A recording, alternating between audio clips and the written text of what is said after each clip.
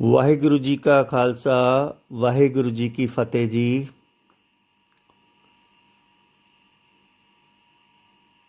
ਜਿਵੇਂ ਕਿ ਕੱਲ੍ਹ ਅਸੀਂ ਜਗਤ ਗੁਰੂ ਸ਼੍ਰੀ ਗੁਰੂ ਨਾਨਕ ਦੇਵ ਜੀ ਦੇ ਜੀਵਨ ਦੇ ਬਾਰੇ ਅਤੇ ਇਹਨਾਂ ਦੇ ਪਰਿਵਾਰ ਦੇ ਬਾਰੇ ਜਾਣਨਾ ਕੀਤਾ ਸੀ।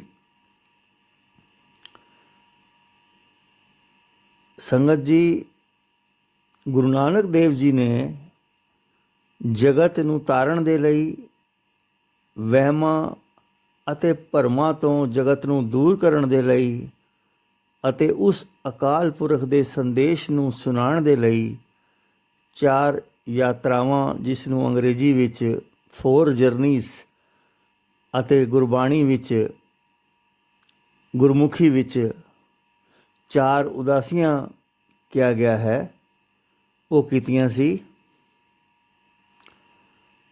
ਅੱਜ ਅਸੀਂ ਇਹਨਾਂ 4 ਉਦਾਸੀਆਂ ਬਾਰੇ ਵਿਚਾਰ ਕਰਾਂਗੇ।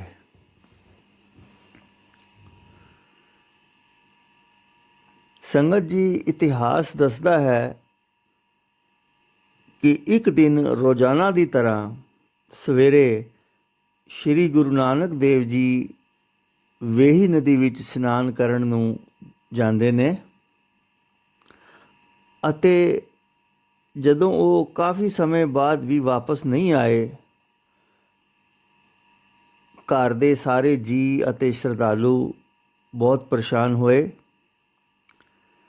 ਇਤਿਹਾਸ ਦੱਸਦਾ ਹੈ ਕਿ ਸ਼੍ਰੀ ਗੁਰੂ ਨਾਨਕ ਦੇਵ ਜੀ ਵੇਹੀ ਨਦੀ ਵਿੱਚ ਪ੍ਰਵੇਸ਼ ਹੋਣ ਤੋਂ ਬਾਅਦ ਤੀਸਰੇ ਦਿਨ ਇੱਕ ਕਬਰਿਸਤਾਨ ਦੇ ਵਿੱਚ ਪ੍ਰਗਟ ਹੁੰਦੇ ਨੇ ਅਤੇ ਇਹ ਐਲਾਨ ਕਰਦੇ ਨੇ ਕਿ ਨਾ ਕੋਈ ਹਿੰਦੂ, ਨਾ ਕੋਈ ਮੁਸਲਮਾਨ। ਪੁਰਾਤਨ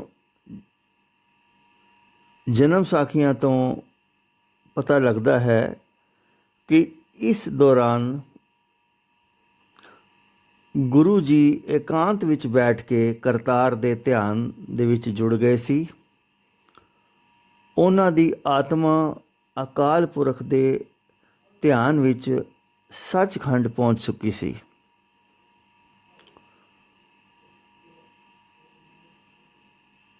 ਅਤੇ ਆਪ ਨੂੰ ਹੁਕਮ ਹੋਇਆ ਸੀ ਕਿ ਇੱਥੇ ਇੱਕ ਥਾਂ 'ਤੇ ਬੈਠ ਕੇ ਸੱਚੇ ਧਰਮ ਦਾ ਉਪਦੇਸ਼ ਕਰਨਾ ਹੀ ਕਾਫੀ ਨਹੀਂ ਹੈ। ਇਸ ਉਪਦੇਸ਼ ਦੀ ਸਾਰੀ ਦੁਨੀਆ ਨੂੰ ਲੋੜ ਹੈ। ਸਾਰੀ ਦੁਨੀਆ ਝੂਠ, ਵੈਰ, ਵਿਰੋਧ, ਈਰਖਾ, ਕ੍ਰੋਧ, ਹੰਕਾਰ, ਲਾਲਚ ਦੇ ਭਾਂਬੜ ਵਿੱਚ ਸੜ ਰਹੀ ਹੈ। ਨਾਮ ਰੂਪੀ ਜਲ ਦੇ ਨਾਲ ਇਸ ਨੂੰ ਠਾਰੋ, ਸ਼ਾਂਤ ਕਰੋ ਅਤੇ ਸੰਸਾਰੀ ਜੀਵਾਂ ਨੂੰ ਸੱਚੇ ਧਰਮ ਵਾਲੀ ਏਕਤਾ, ਪਿਆਰ, ਪਰਉਪਕਾਰ ਵਾਲੀ ਸੱਚੀ ਰਹਿਣੀ ਦੀ ਜਾਂਚ ਸਿਖਾਓ।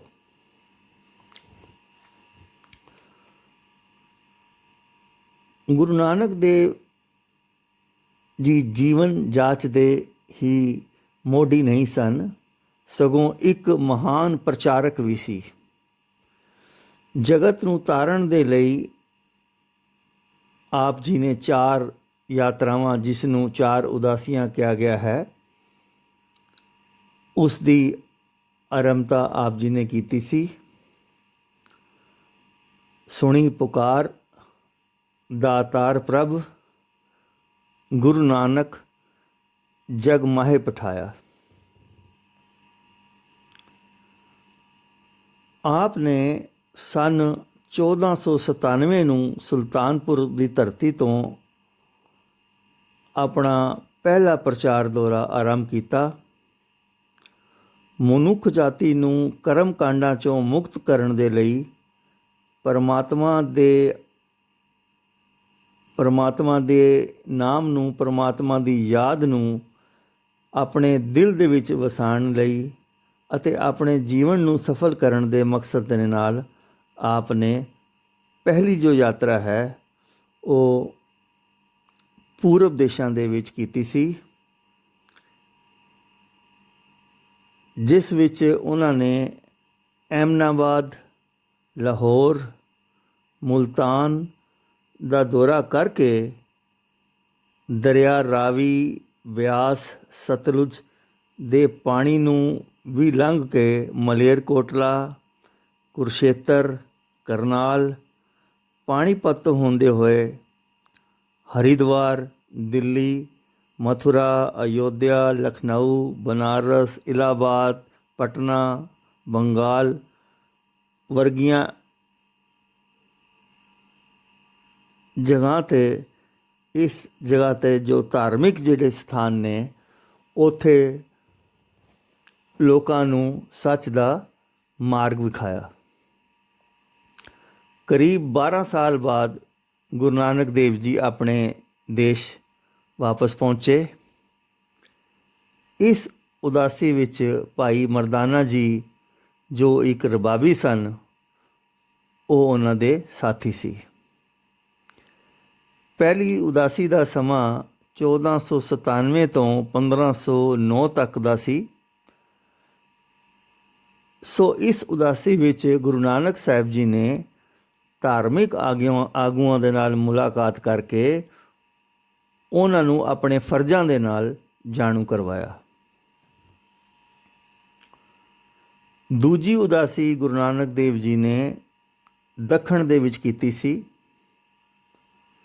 ਜਿਸ ਦਾ ਸਮਾਂ 1510 ਤੋਂ 1514 ਤੱਕ ਹੈ। ਇਸ ਦੌਰਾਨ ਗੁਰੂ ਜੀ ਨੇ ਸਰਸਾ, ਬੀਕਾਨੇਰ, ਜੈਪੁਰ, ਜੋਧਪੁਰ, ਜੈਸਲਮੇਰ, ਉਜੈਨ, ਇੰਦੌਰ, ਪਾਂਡਚੇਰੀ, ਮਦਰਾਸ ਵਰਗੇ ਸਥਾਨ 'ਤੇ ਗਏ। ਇੱਥੇ ਉਹਨਾਂ ਨੇ ਲੋਕਾਂ ਨੂੰ ਆਪਣੇ ਆਪ ਨੂੰ ਪਰਮਾਤਮਾ ਦੇ ਸਿਮਰਨ ਨਾਲ ਜੁੜਨ ਦਾ ਉਪਦੇਸ਼ ਦਿੱਤਾ। ਇਸ ਉਦਾਸੀ ਵਿੱਚ ਭਾਈ ਮਰਦਾਨੇ ਤੋਂ ਇਲਾਵਾ ਕੁਝ ਸਿੱਖ ਸੇਵਕ ਵੀ ਆਪ ਜੀ ਦੇ ਨਾਲ ਸੀ। ਤੀਸਰੀ ਉਦਾਸੀ ਆਪ ਜੀ ਨੇ 1515 ਵਿੱਚ ਸ਼ੁਰੂ ਕੀਤੀ ਸੀ। ਇਹ ਉਦਾਸੀ ਉੱਤਰਾਖੰਡ ਦੀ ਉਦਾਸੀ ਦੇ ਨਾਲ ਮਸ਼ਹੂਰ ਹੈ। ਇਸ ਉਦਾਸੀ ਵਿੱਚ ਗੁਰੂ ਸਾਹਿਬ ਕਸ਼ਮੀਰ ਹੁੰਦੇ ਹੋਏ ਗੁਰਦਾਸਪੁਰ, ਕੋਟਲਾ, ਕਾਂਗੜਾ, ਚੰਬਾ, ਪਿੰਜੌਰ, ਸ਼ਿਮਲਾ, ਦੇਹਰਾਦੂਨ, ਬਦਰੀਨਾਥ, ਸੁਮੇਰ ਪਰਬਤ ਦੇ ਇਲਾਕਿਆਂ ਵਿੱਚ ਗੁਰੂ ਨਾਨਕ ਦੇਵ ਜੀ ਨੇ ਆਪਣੇ ਮੁਬਾਰਕ ਚਰਨ ਪਾ ਕੇ ਉੱਥੇ ਰਹਿਣ ਵਾਲੇ ਲੋਕਾਂ ਨੂੰ ਸੱਚ ਦੇ ਮਾਰਗ ਦੇ ਵਿੱਚ ਰਹਿਣ ਦਾ ਰਸਤਾ ਵਿਖਾਇਆ। 1515 ਤੋਂ 1518 ਤੱਕ 4 ਸਾਲ ਇਹਨਾਂ ਇਲਾਕਿਆਂ ਵਿੱਚ ਰਹਿ ਕੇ ਆਪ ਨੇ ਇਸ ਪ੍ਰਚਾਰ ਦੌਰੇ ਨੂੰ ਸੰਪੂਰਨ ਕੀਤਾ।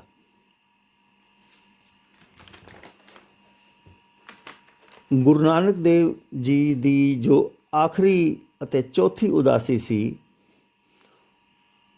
ਉਹ ਪੱਛਮ ਦੀ ਉਦਾਸੀ ਦੇ ਨਾਲ ਮਸ਼ਹੂਰ ਹੈ। ਇਹ ਉਦਾਸੀ ਮੁਸਲਮਾਨੀ ਦੇਸ਼ਾਂ ਅਤੇ ਨਗਰਾਂ ਦੇ ਨਾਲ ਸੰਬੰਧਿਤ ਹੈ। ਇਹ ਉਦਾਸੀ 1519 ਤੋਂ 1524 ਦੇ ਅਖੀਰ ਤੱਕ ਲਗਭਗ 6 ਸਾਲ ਵਿੱਚ ਖਤਮ ਹੁੰਦੀ ਹੈ। ਇਸ ਉਦਾਸੀ ਦੇ ਵਿੱਚ ਗੁਰੂ ਨਾਨਕ ਸਾਹਿਬ ਸਿੰਧ, ਬਲੋਚਿਸਤਾਨ ਦੇ ਰਸਤੇ ਤੋਂ ਹੁੰਦੇ ਹੋਏ ਈਰਾਨ, ਤੁਰਕਿਸਤਾਨ, ਰੂਸ ਤੱਕ ਪਹੁੰਚੇ ਅਤੇ ਉੱਥੋਂ ਹੁੰਦੇ ਹੋਏ ਕੰਧਾਰ, ਕਾਬਲ, ਪੇਸ਼ਾਵਰ ਤੋਂ ਵਾਪਸ ਕਰਤਾਰਪੁਰ ਪਰਤੇ। ਇਸ ਉਦਾਸੀ ਵਿੱਚ ਆਪ ਨੇ ਉਹਨਾਂ ਦੇ ਗੜ੍ਹ ਵਿੱਚ ਜਾ ਕੇ ਉਸ ਅਕਾਲ ਪੁਰਖ ਦੇ ਸੰਦੇਸ਼ ਨੂੰ ਸੁਣਾਇਆ ਅਤੇ ਵਹਿਮਾਂ ਅਤੇ ਭਰਮਾਂ ਤੋਂ ਇਹਨਾਂ ਨੂੰ ਦੂਰ ਕੀਤਾ। ਇਸੇ ਲਈ ਭਾਈ ਗੁਰਦਾਸ ਜੀ ਕਹਿੰਦੇ ਨੇ, ਜਿੱਥੇ ਵੀ ਗੁਰੂ ਨਾਨਕ ਦੇਵ ਜੀ ਆਪਣੇ ਪੈਰ ਜਿੱਥੇ ਵੀ ਗੁਰੂ ਨਾਨਕ ਦੇਵ ਜੀ ਨੇ ਆਪਣਾ ਪੈਰ ਰੱਖਿਆ ਉਹ ਸਥਾਨ ਧਰਮਸ਼ਾਲਾ ਭਾਵ ਪੂਜਾ ਸਥਾਨ ਬਣ ਗਿਆ। ਜਿੱਥੇ ਬਾਬਾ ਪੈਰ ਧਰੇ ਪੂਜਾ ਆਸਣ ਥਾਪਣ ਸੋਆ, ਸਤਿਗੁਰੂ ਨਾਨਕ ਪ੍ਰਗਟਿਆ ਮਿੱਟੀ ਧੁੰਦ ਜਗ ਚਾਨਣ ਹੋਆ। ਸੰਗਤ ਜੀ, ਇਹ ਸੀ ਗੁਰੂ ਨਾਨਕ ਦੇਵ ਜੀ ਦੀਆਂ 4 ਉਦਾਸੀਆਂ ਬਾਰੇ ਜਾਣਕਾਰੀ। ਅਸੀਂ ਇਸੇ ਤਰ੍ਹਾਂ ਹਰ ਰੋਜ਼ ਸ਼੍ਰੀ ਗੁਰੂ ਨਾਨਕ ਦੇਵ ਜੀ ਦੇ ਜੀਵਨ ਬਾਰੇ ਕੁਝ ਹੋਰ ਜਾਣਦੇ ਰਹਾਂਗੇ। ਇਸ ਦੇ ਨਾਲ ਜੁੜੇ ਰਹਿਣਾ ਜੀ। ਇਹਨਾਂ 4 ਉਦਾਸੀਆਂ ਦੇ ਵਿੱਚ ਭਾਈ ਮਰਦਾਨਾ ਜੀ ਵੀ ਇਹਨਾਂ ਦੇ ਨਾਲ ਸਨ। ਕੱਲ੍ਹ ਅਸੀਂ ਭਾਈ ਮਰਦਾਨਾ ਜੀ ਬਾਰੇ, ਉਹਨਾਂ ਦੇ ਜੀਵਨ ਬਾਰੇ ਅਲੱਗ ਤੋਂ ਵਿਚਾਰ ਕਰਾਂਗੇ। ਅੱਜ ਦੀ ਵਿਚਾਰ ਕਰਦਿਆਂ ਹੋਈਆਂ ਭੁੱਲਾਂ ਨੂੰ ਮਾਫ਼ ਕਰਨਾ ਜੀ। ਵਾਹਿਗੁਰੂ ਜੀ ਕਾ ਖਾਲਸਾ, ਵਾਹਿਗੁਰੂ ਜੀ ਕੀ ਫਤਿਹ ਜੀ।